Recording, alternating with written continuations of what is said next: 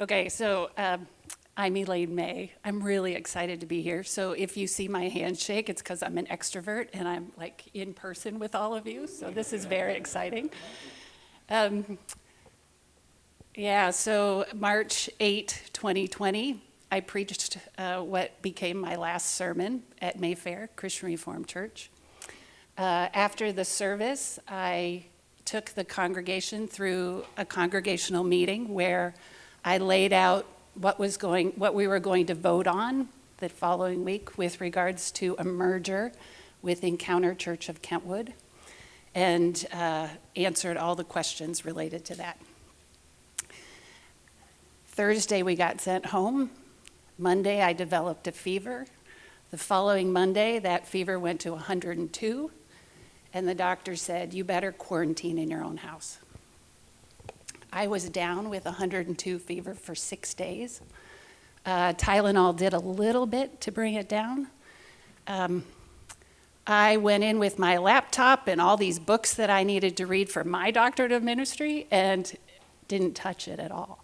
I was completely wiped out.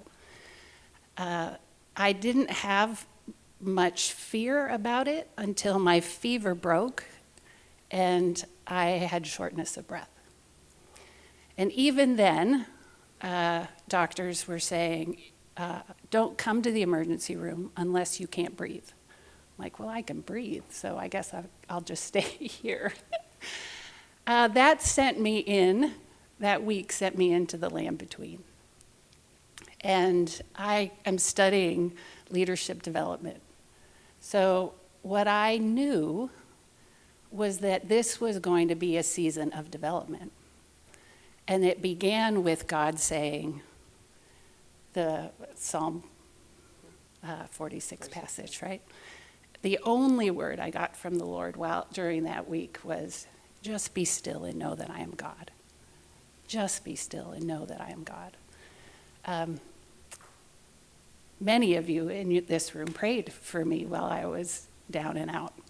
And then my hair fell out for 6 months. Not quite to the extent yours did. It was the land between. The land between is full of confusion. It's full of disorientation. Like what Andy said, it's mucky and it doesn't make sense. And there are no answers when you want answers. But what I can tell you is that it is a very intentional time of development. So Chris mentioned Exodus 20, the Exodus, where God is taking his people into the land between for their development. It's about their identity as his people. And it's mandatory before they can take possession of the land and live as his people. I think of, John 21, Peter on the beach. That's the land between. Between Easter and Pentecost is the land between. Peter needed that moment with Jesus on the beach. It was hard, right? He had just denied him. He needed to be restored. He needed reconciliation. And he needed to be recommissioned to go love the people I love. Luke 24, right? It's the land between. They're leaving Jerusalem, and Jesus comes to them and says, no, I need you to understand something about what happened so that you can go forward. Important things happen in the land between. Acts 1, Jesus says, don't leave this place until I give you what you need to go into the future. You can't go back to fishing like Peter wanted to. You can't go back to Galilee like the folks in Luke 24. You can't go back. You got to go forward. There's no going back. So in the land between, when it seems like God isn't saying anything, right? God can be incredibly silent in the land between. Get curious. What do you want me to learn? What do I need so that I can enter into this next phase and be effective for the kingdom. Disciples are learners of Jesus. So what do we need to learn? What are the lessons we've learned? What have we learned about what didn't work? What did God teach us in the last year and a half? What are the things that we need to take into the future? I'm